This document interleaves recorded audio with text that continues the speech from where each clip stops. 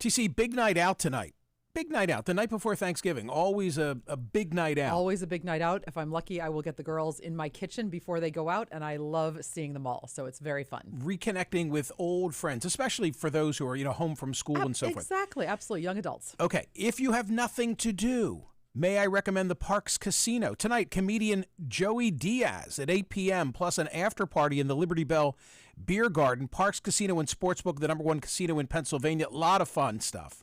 Concerts and dining and action and excitement. Watch and wager on all the soccer matches at the Parks Sportsbook. Dine at the award-winning restaurants, and top headliners at the Excite Center just announced. Big and Rich in January 21, big country act.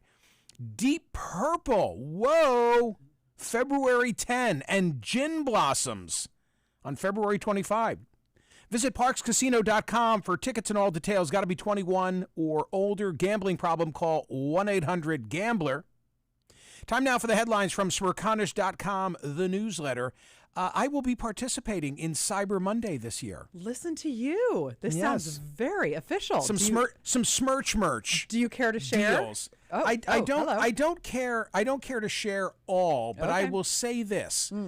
If you go to Smerconish.com to the merch page and you buy a signed copy of Talk, my novel, yes, I want you to know I signed them. In fact, via social media, you can see documentation of me being in a warehouse in Bucks County signing Talk. Remember, I said, let's talk. That was I had to come up with a way to sign. Was someone questioning the legitimacy of your signed copies? No one has questioned the because my horse scratch is so god awful. Right. It's me. It's real. That's part of the charm. Right. It's not all the same either. I bring it up today in connection with arguably the best headline I ever wrote. Oh boy, here we go. For Smerconish.com.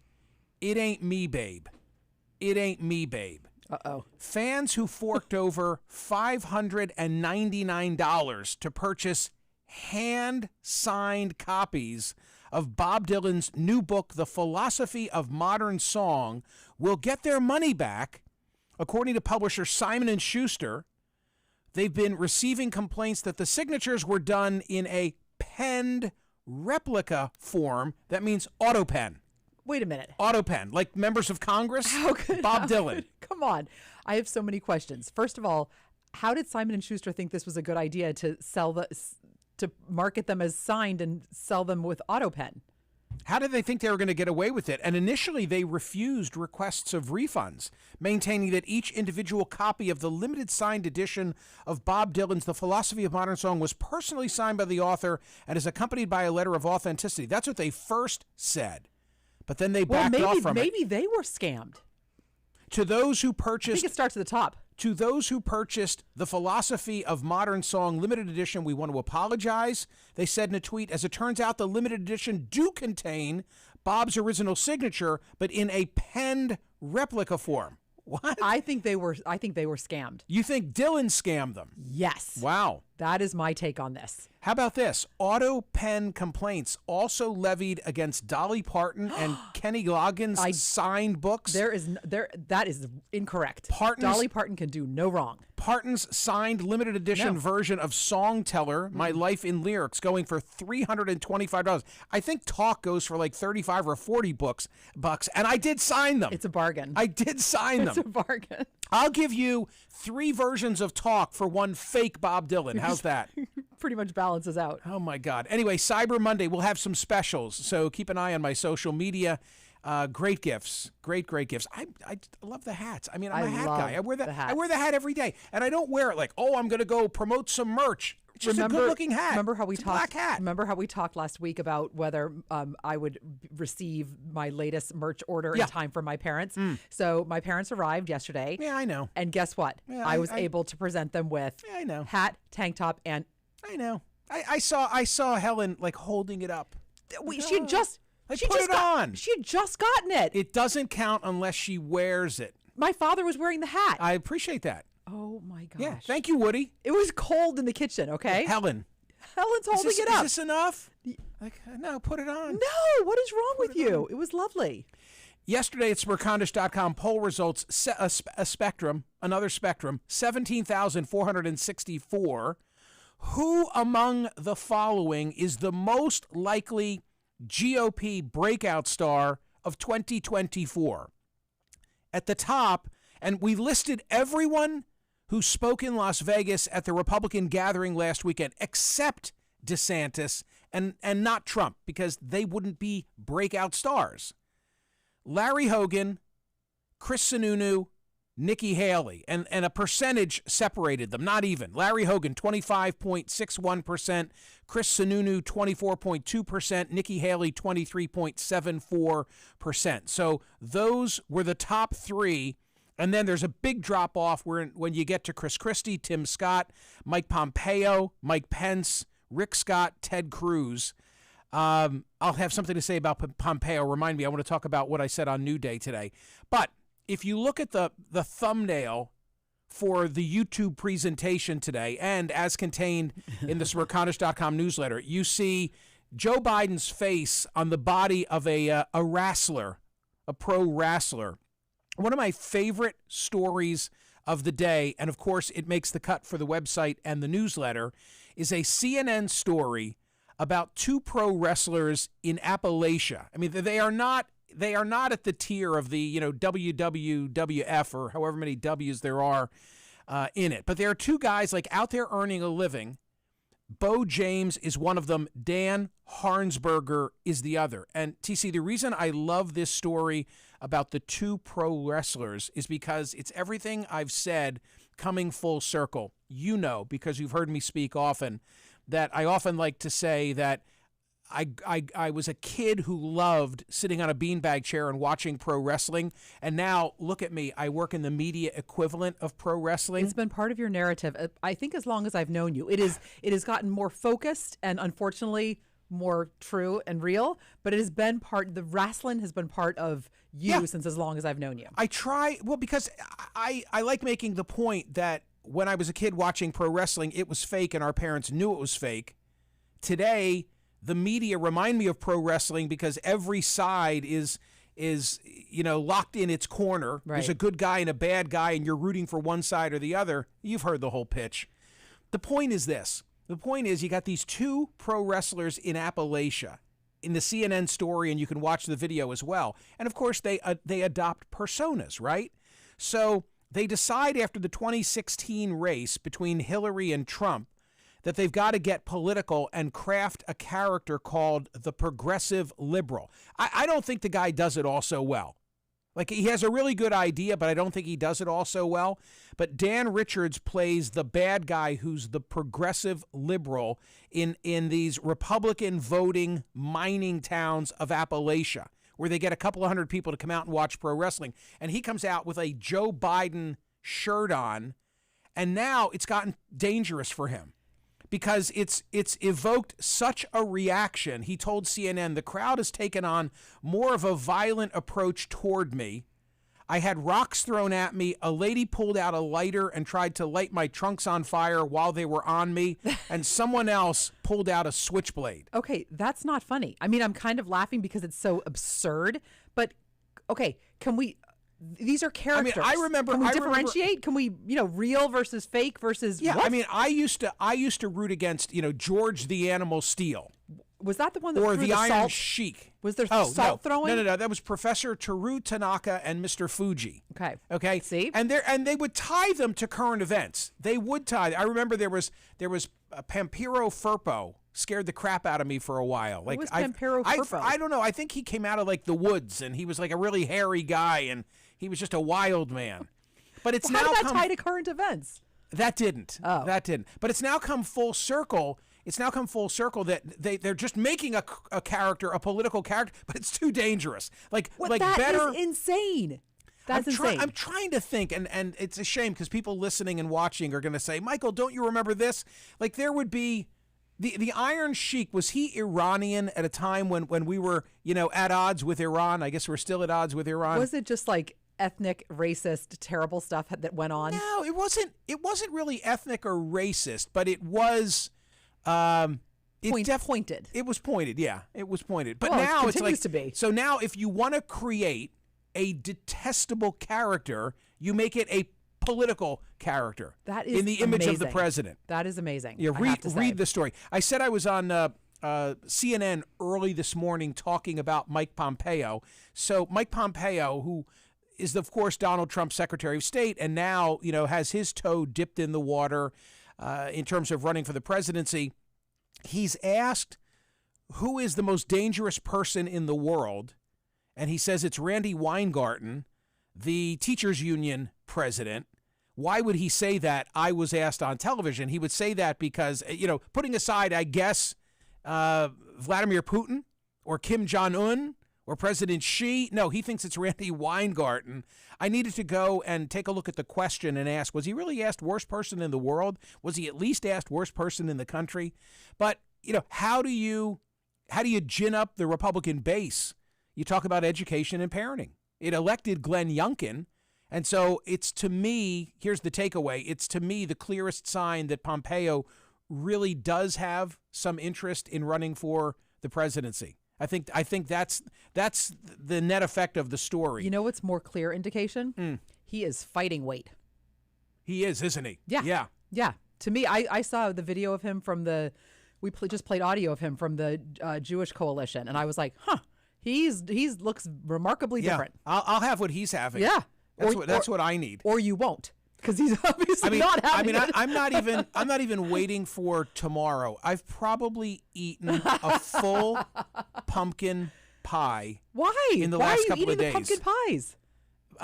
Access and opportunity. Access and opportunity. There's a farmer's market in Central Jersey that I visited with my wife on Sunday. Did you buy the pies for Thanksgiving? No. Okay, so you bought the pies for yourself now. Yes. Okay, it's a week-long celebration. I'm okay with that. If I eat a fresh pumpkin pie, there's nothing like it. So you're a big pumpkin pie fan. I am a fresh pumpkin pie person. I'm not a pumpkin pie fan. And so pie. Pecan. Yeah. So at this roadside stand, it's actually more than a stand. It's like a really nice farmer's kind of market, Okay. although it's an Italian farmer's market, so which not is even Amish. better. Yes. Definitely not Amish. Shoe fly pie. And they had fresh pumpkin pie, and I can't stay away from it. Can't stay away from it. So I'll never look like Mike Pompeo until after the holidays. And when you say holidays, you don't just mean Thanksgiving. Are we now lumping in Christmas? Also this morning on CNN, going straight through your Christmas, birthday, all those milestones. Whoa. Everything. No. Just treat them all together. Absolutely not. It's Thanksgiving, your better than that. birthday, and Christmas. You know all better. together. And New Year's. No. Celebrate them all in one shot. Separate wrapping paper. Thank you. I had a line on New Day today that fell flat on CNN's morning show. I was asked about Kevin McCarthy, who, won the leadership vote for Republicans, but now they've got some who are balking. Is he going to get to 218 to really be speaker? How do we know? So the line that I attempted to deliver. No. You delivered it, and 2 out of 3 got it. Was it not a good line? It was a great line. What did I just say? 2 out of 3. Yeah, let's not name names. I'm not naming naming names. names. I said, here was the line as I intended to say it. Kevin McCarthy has the worst odds to be the next Speaker of the House, except for all the other Republicans. I thought it was funny. Meaning you can complain about him, but Right. you can't beat somebody with nobody. Right. So if not him, who? Right. But it But didn't. it was taken as, wait, you think he has the worst odds and is still going to win? And then you had to sort of repeat I it. don't And then know. there was a little bit of a silence. In Florida, happened? Ron DeSantis would have to resign his office before running for a new one. What new one? The presidency. But now the legislature appears ready to do him a solid. Florida's new Republican supermajority in the legislature could open the door for Governor Ron DeSantis to stay on as governor if he decides to run for president.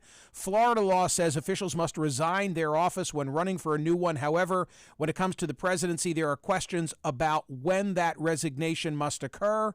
Asked by reporters on Tuesday, the new House Speaker Paul Renner said it was a good idea for the legislature to alter Florida's resign to run law to allow officials to keep their current seat while seeking federal office. Today's poll question at Smerconish.com. I hate to be a Debbie Downer, but I woke up this morning, all of you woke up this morning to the news of another mass shooting This time at a Walmart in Virginia. Yes, TC, I did say yesterday, I made reference to this earlier, but I said yesterday, I hope there won't be a copycat. I know we're going to be back in this position. You said yesterday, I will be talking about another one tomorrow. You said that. It's the first thing I thought of when I saw this news. My heart dropped because you were right. You were right, and it was just the saddest thing.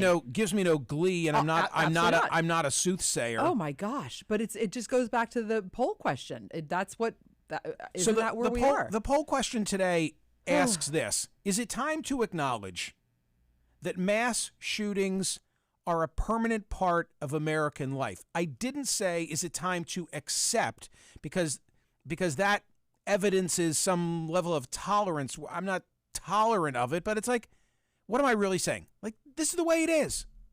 This is the way it is. We have a Second Amendment in this country.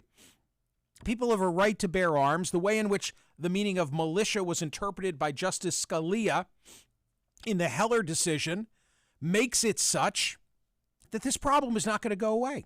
It's not going to go away. Just acknowledge it. It's part and parcel of what it means to live in the United States. This is where we are. That's the poll question. I mean, I think it's sad, and it's worthy, and it's pointed, and it's particular to today. Here's the update as of this minute in time pertaining to the quadruple Idaho murder. The update: there is no update. It's amazing to me. It is like amazing to me. I don't know if the dog aspect that we put in the newsletter today, I didn't know that.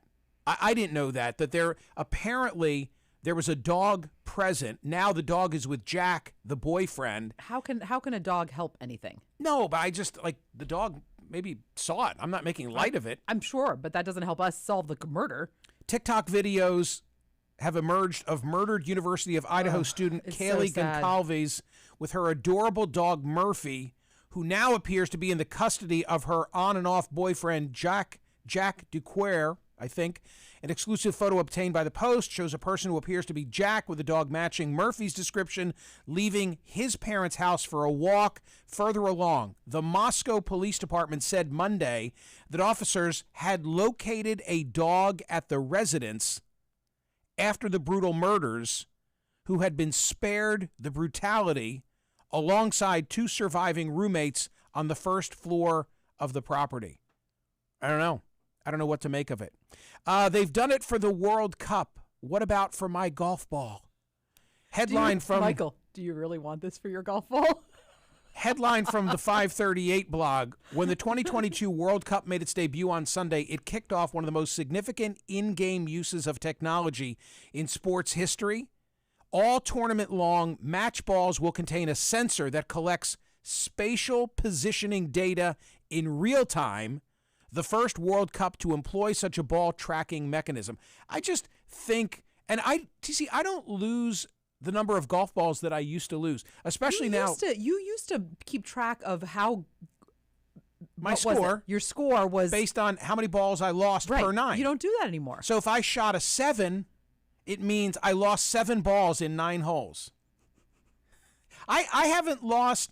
When I played 9 holes and I used the Smerch balls. I saw that because I wanted was to see. Very cool on Instagram. When I played 9 holes a week ago, 10 days ago, 43 degrees, gusty winds. I lost 1 ball. I think it's one funny. ball. Is it funny to I think watered of a ball. Someone finding that with your head on it someday. If they knew what it was, right? Yeah, that is kind of funny, isn't it? Yeah.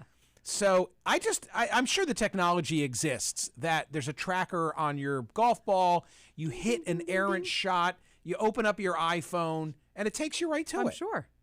Yeah. You know? But the whole thing, I mean, if you read deep in that article, the mechanisms by which it makes sure that the balance is right, that it doesn't affect the shooting, et cetera, it's a big deal to get that stuff embedded in. No doubt. Well, it took them 6 years. Exactly. 6 years.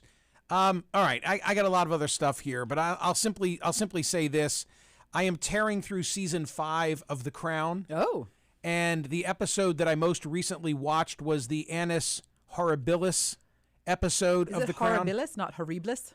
They said Horribilis. That's fascinating to me. I can hear her saying, I thought it was Horribilis, Annus Horribilis. 1992 was the year Windsor burned, among other things. I remember. it was her 40th year. She would go on to have 30 more and 200 days. Isn't that something? Yeah. It's like right in the thick of the Charles and Diana era. Right. It's on my mind, A, because I'm watching it, and also because the first state banquet was held by King Charles, and Kate looked great. I'm telling you, that woman does not hit a wrong note. She is just perfect. Well, you know who doesn't like that? She is just perfect. 6,000 miles away looking at those pictures and seeing how beautiful she is. I loved seeing the comparison with the Princess of Wales, the two Princesses of Wales. So Diana wearing that tiara and then Kate wearing that tiara just, wakes up in Montecito. Phenomenal. I'm ignoring you. And looks at her laptop and is like, I'm ignoring you. Oh, my you. God, she's so gorgeous. She is so gorgeous. I had to get out of there. Let's just leave it at that. I had to get out of there. Let's just stop. Okay, moving on. Ladies and gentlemen. TikTok. Happy Thanksgiving. Happy Thanksgiving. Happy Thanksgiving. Safe, family-oriented. Enjoy the turkey, et cetera, et cetera. We have good programming for the next 2 days here on POTUS. I will be on CNN on Saturday. Oh, by the way, in the newsletter tomorrow, look for my special Thanksgiving video. Oh. Yeah. Wow. A special Thanksgiving address in tomorrow's newsletter. Whoa. Is it an address? It might be. I'm still crafting it. It could be an address. Is it in conversation? It's in conversation. Yes, as I will be in Scottsdale in January. Okay, happy Thanksgiving. See ya.